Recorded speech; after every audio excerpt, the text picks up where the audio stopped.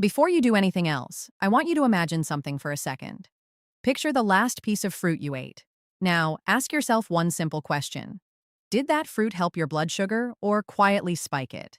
Because here is something most people with diabetes never realize. Two fruits that taste almost identical in sweetness can affect your blood sugar in completely different ways.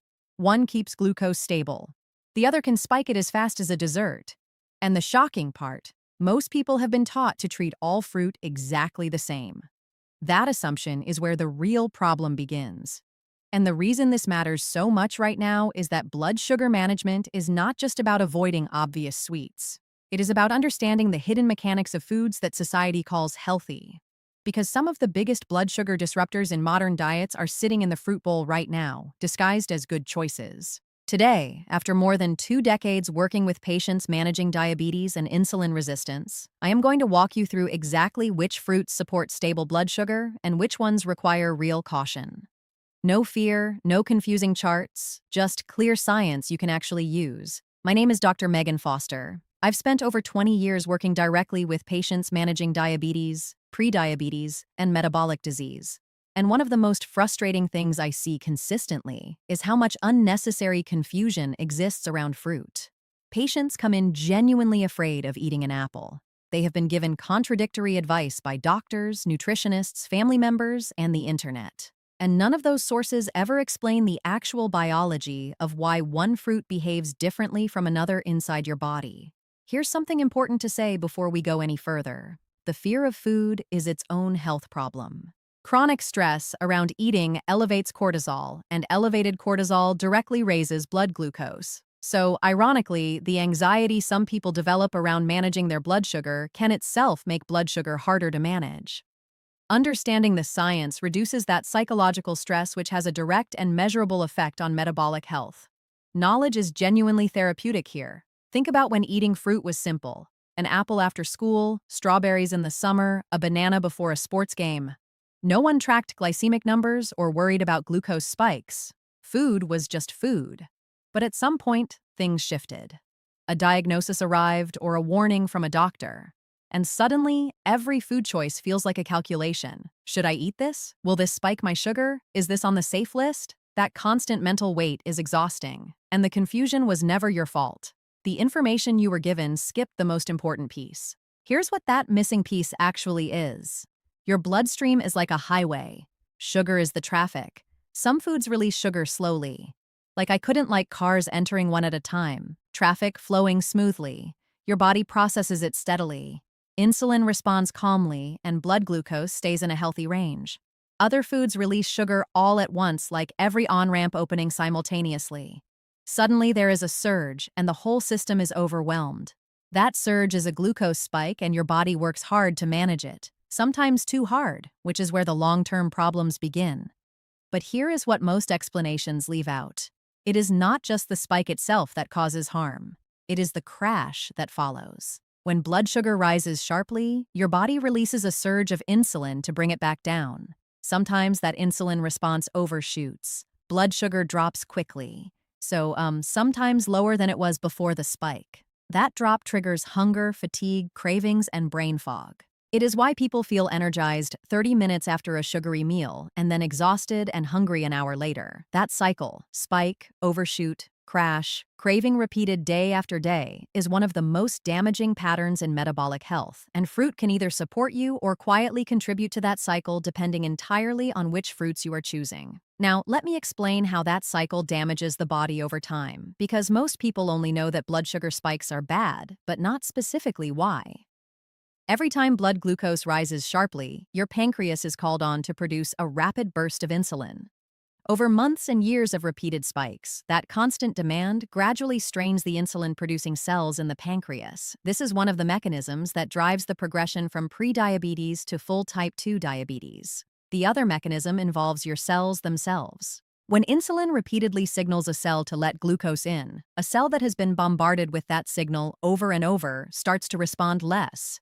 That is insulin resistance. The signal gets weaker, and managing blood sugar requires more and more insulin to do the same job. Understanding this is not meant to frighten you. It is meant to explain why daily food choices made consistently over time are genuinely powerful medicine. The difference between a blood sugar-friendly fruit and a problematic one almost always comes down to two things scientists measure: glycemic index and glycemic load. Glycemic index tells you how fast sugar from a food enters your blood. It is measured on a scale from 0 to 100. Foods below 55 are considered low glycemic. Foods between 55 and 70 are moderate. Foods above 70 are high. But glycemic index alone is not the full story, and this is where a lot of nutrition advice goes wrong. Glycemic load takes the glycemic index and adjusts it for the actual amount of carbohydrate in a realistic serving. This is critical. Watermelon, for example, has a high glycemic index. Its sugar is absorbed quickly, but a genuinely small serving of watermelon has a modest glycemic load because there is not that much sugar in a small portion. However, eat the portion most people actually eat, and the glycemic load climbs significantly.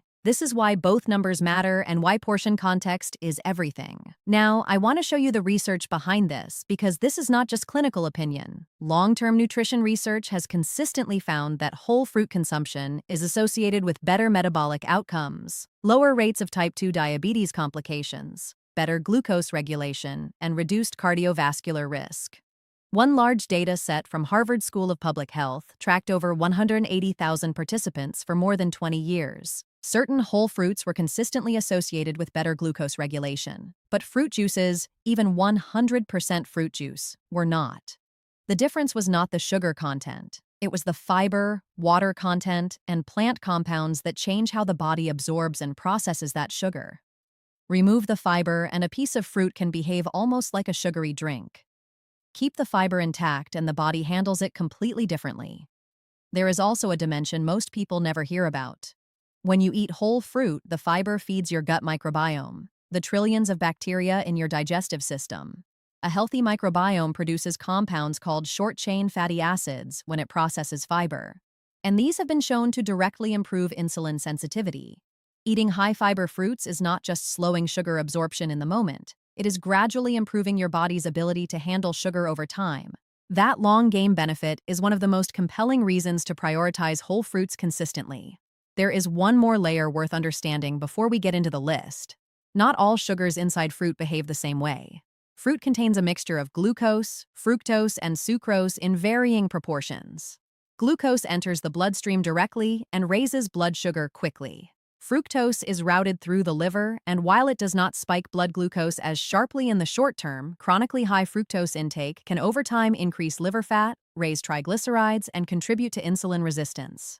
Sucrose is simply glucose and fructose bonded together, split apart during digestion, and then following both pathways. The ratio of these three sugars varies significantly between fruits, which is one of the reasons why two fruits with similar calorie counts can have very different effects on your body. So here's what we are going to cover. 10 fruits that consistently support stable blood sugar with clear explanations of why each one works the way it does. And then 5 fruits that require real caution for people managing diabetes. Not because they are poisonous, but because for someone whose body already struggles with blood sugar regulation, some fruits create a challenge that others simply do not. Pay close attention, especially to fruit number 2 on the stable side, because it has one of the most favorable glucose profiles of any commonly available fruit, and most people either avoid it out of habit or simply never think to choose it. Before we start, where are you watching from today? Drop your country in the comments below. I read through them regularly, and it genuinely means something to see people from all over the world taking their health seriously. Also, if you want to go deeper into the daily habits that protect long-term metabolic health, blood sugar, inflammation, heart health, there is a longevity nutrition guide linked in the description below. Now let us start the list. Number 10, plums. Plums are one of the most overlooked fruits for blood sugar management, but they have a genuinely low glycemic index, typically between 24 and 35, meaning the natural sugar they contain enters your bloodstream gradually rather than all at once. Beyond the glycemic profile, plums contain compounds called chlorogenic acids. These have been studied specifically for their role in slowing glucose absorption in the small intestine. They interfere with enzymes responsible for breaking down carbohydrates, which means less sugar gets released into the bloodstream per bite. Interestingly, chlorogenic acids are also found in coffee, which is part of why research has linked moderate coffee consumption to a reduced risk of type 2 diabetes. Plums deliver the same benefit alongside fiber and potassium, making them a genuinely underrated choice. Plums also contain sorbitol, a natural sugar alcohol that is absorbed more slowly than regular sugar and contributes less to blood glucose elevation. This is one of the reasons plums have such a low glycemic index despite tasting genuinely sweet. The combination of slow-absorbing sugars, chlorogenic acids, and fiber working together makes plums one of the more metabolically favorable fruits available. Plums also support liver function, and your liver plays a central role in insulin sensitivity, regulating glucose output and releasing stored glucose only when truly needed. The common mistake reaching for dried plums, prunes, instead of fresh ones. A single fresh plum has around 7 to 8 g of sugar. A small handful of prunes can contain 25 to 30 g. Drying concentrates everything and removes the water that naturally slows absorption. Fresh plums, whole with the skin, are always the better choice. Number 9. Pears. Pears are genuinely blood sugar friendly, and the reason comes down to fiber. A medium pear contains around 5 to 6 g, meaningfully higher than many common fruits. Much of it sits just beneath the skin as pectin, a soluble fiber that forms a thick gel when it encounters water in your gut. That gel physically slows how quickly digestive enzymes can break down and absorb sugars, creating a slow, steady glucose release instead of a fast rush. Pears also contain frugosaccharides, a prebiotic fiber that selectively feeds beneficial gut bacteria. As I mentioned earlier, a healthier gut microbiome directly improves insulin sensitivity. So, pears are working on two levels simultaneously, slowing sugar absorption now and building better metabolic function over time. Something worth knowing about pears. They are one of the few fruits that ripen from the inside out after being picked. Eating a pear when it is just ripe, firm but yielding preserves a higher resistant starch content than waiting until it is very soft. A very soft, overripe pear has converted more of its starch to sugar. Eating pears at the right stage of ripeness gives you a better glycemic outcome. The mistake most people make: peeling the pear. When you remove the skin, you remove a significant portion of both the pectin and the prebiotic fiber. Always eat pears with the skin on, washed thoroughly. Number 8. Apples. Apples are among the most studied fruits in metabolic research. Like pears, they contain pectin that forms a protective gel in the gut. But apples also contain a specific compound called quercetin found in high concentrations in the skin. Quercetin has been studied for its ability to slow certain enzymes involved in glucose absorption in the intestine, similar in principle to the way some diabetes medications work just as part of a whole food.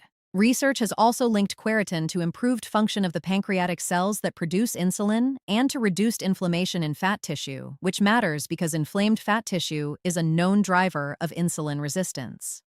There is also interesting research on apple consumption and gut bacteria. Apples contain a specific type of fiber that has been shown to increase populations of beneficial bacteria in the gut. This shift in bacterial composition has been associated with improved metabolic markers, including lower fasting glucose and better insulin sensitivity over time.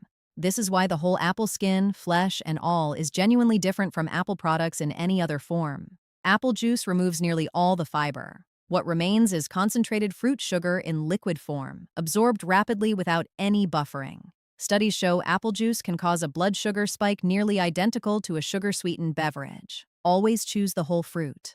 Number 7. Passion fruit. Passion fruit has a glycemic index typically around 30, genuinely low, and an unusually high fiber content relative to its size. A single passion fruit can contain around 2 g of fiber in a very small package. Passion fruit also contains a compound morning and reduce insulin sensitivity for that entire following day by as much as 20% in some studies. Chronic poor sleep is one of the most underappreciated contributors to worsening blood sugar control. The mechanism here is worth understanding. Sleep deprivation triggers an increase in the stress hormone cortisol and disrupts the hormones that regulate hunger, decreasing satiety and increasing appetite simultaneously.